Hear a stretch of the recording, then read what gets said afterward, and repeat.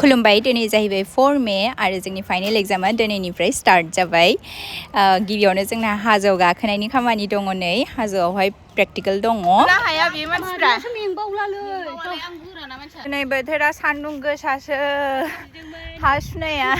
अखा बिदोंमोन जों इसोरनाव बाट इसोरा जोंनि खोथाखौ खोनासङासै नै सहैथारनोसै बैनो खुनुरोखोम सहैबाय जोङो हाजोआवहाय ओमफ्राय अलरेडि माखासे स्टुडेन्टफोरा सहैनानै दंखायोमोन ओमफ्राय जों सहैनायजों लोगोसे मास्टाराबो सफैबाय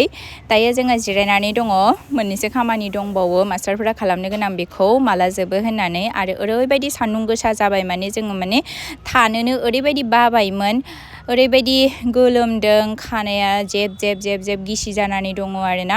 दायो माला जोबगोन बेखौसो नेगासिनो दङ ओमफ्राय गोसोमसिन रावबो जायाखै गेरेमसायाबो जादों गोसोम मोखांखौ नुवाखै मोखांखौ नुवाखै मानसियानो आब्रै सुमैयाबो सोमथाबबाय सेस दहाय गावदां मोनदों गैया न' थांनोसै समावहाय गोसोम जानानै थांसै जोङो एग्जाम जोबखांना फैबाय ओमफ्राय जों दायो बेखौ जानोसै मा होनोथाय बेखौ नामखौ मिथिला खिन्थु उन्दुनो ओंखारनानै जानोसै दा एग्जाम दंबावो नालाय उन्दुनो ओंखारदों नालाय उन्दुनो ओंखारनानै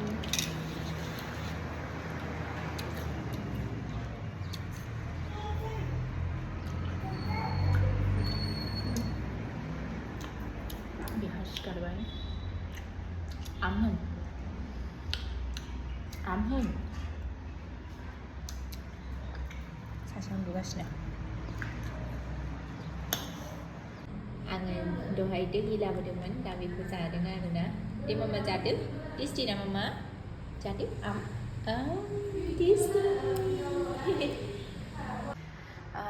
रेडि जाबाय आङो थांनो थाखाय 1:30निफ्राय दङ जोंना एग्जामाव 4:30सिम आरोना हागौमानि आङो थाब होनानै फैनो नाजागोन गथ'फोरनि थाखाय एग्जामा जोब्बाय जोंना नै ओमफ्राय जोङो दायो रुमाव थांसै बयबो जयैनो आरो नेक्स्ट डेनि थाखाय प्रिपेयार खालामनोसै नै प्रिपेयार खालामनो जेब्ला जिरायो गथ'फ्राबो जोंजों होंगो दोंगोथार आरोना डिउटि होदों गथ'फ्रा एक्सुवेलि बिमाफोरखौ मोजाङै फरायदोंना फरायाखै ओमफ्राय फरायखांनायनि उनावहाय जों बयबो गावबा गाव रुमावहाय थाबाय आरो गथ'फोरखौ बिदिनो फुथुनायावहाय बिजि जाबाय आंबो आरो ब्लगा एसेयावनोसै गोजोन्थों बाय बाय